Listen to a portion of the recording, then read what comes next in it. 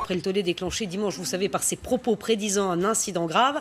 Durant la dernière semaine de la campagne présidentielle, le leader de LFI a riposté hier en pointant du doigt la vidéo du youtubeur Passito. Sur ces images, il met en scène pendant 20 minutes l'attaque d'un électeur insoumis. Aujourd'hui, on va tester si le gauchisme est par balle.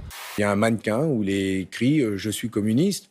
Et donc ce sont encore des propos de haine de l'extrême droite.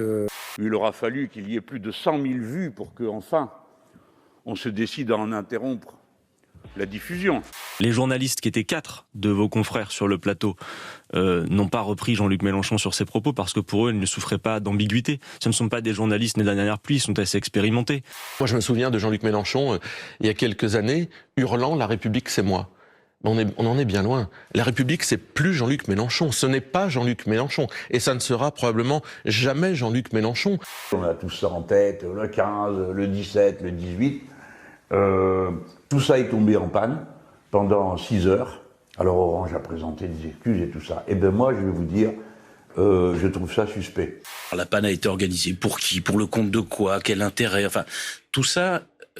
déstabilise le débat démocratique parce que pendant qu'on parle de ce genre d'ânerie, on ne parle pas des problèmes des Français. À chaque fois qu'il s'agit de privatiser quelque chose, on commence par montrer que le service public ne fonctionne pas, aucun problème, etc. Genre, une fois que ça va être privatisé, vous allez voir, parce que c'est l'entreprise privée, c'est efficace, ça marche tout le temps. Tu parles que ça marche tout le temps. C'est une partie de Jean-Luc Mélenchon qui parle dans ces cas-là et c'est pas la plus belle partie.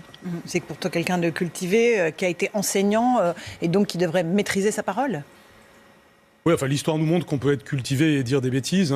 Il y a des choses qu'on voudrait dire mais qu'on peut pas dire malheureusement. Par exemple ? Le déclin de la France. Vous pensez que la France est en déclin ? Oh, totalement. Pourquoi ? Parce qu'on a un cher président qui dit qu'on n'a pas de culture. Et je trouve ça triste. L'image d'un président de la République giflé. La République, c'est sacré, on ne gifle pas la République. Allez, venez là. Un petit coup.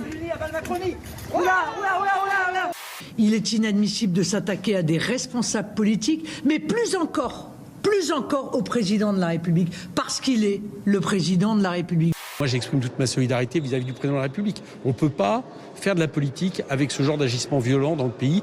Il faut absolument le condamner de manière radicale. Ça reflète une époque qui ne respecte plus rien. Voilà. Donc ça a commencé par les professeurs, ensuite ça a été les policiers, ensuite ça a été les maires, les députés, et maintenant c'est le président de la République.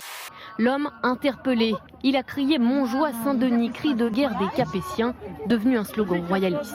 Il s'agirait de Damien T, 28 ans, adepte des arts martiaux et des combats médiévaux. Une deuxième personne a été arrêtée, Arthur C.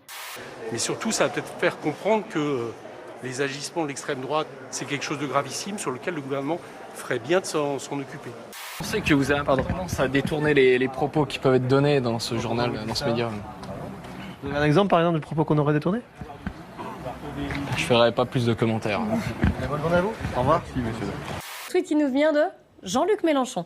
Cette fois-ci, vous commencez à comprendre que les violents passent à l'acte. Je suis solidaire du président. On appelle à un sursaut républicain. Nous sommes tous concernés. Il en va des fondements de notre démocratie.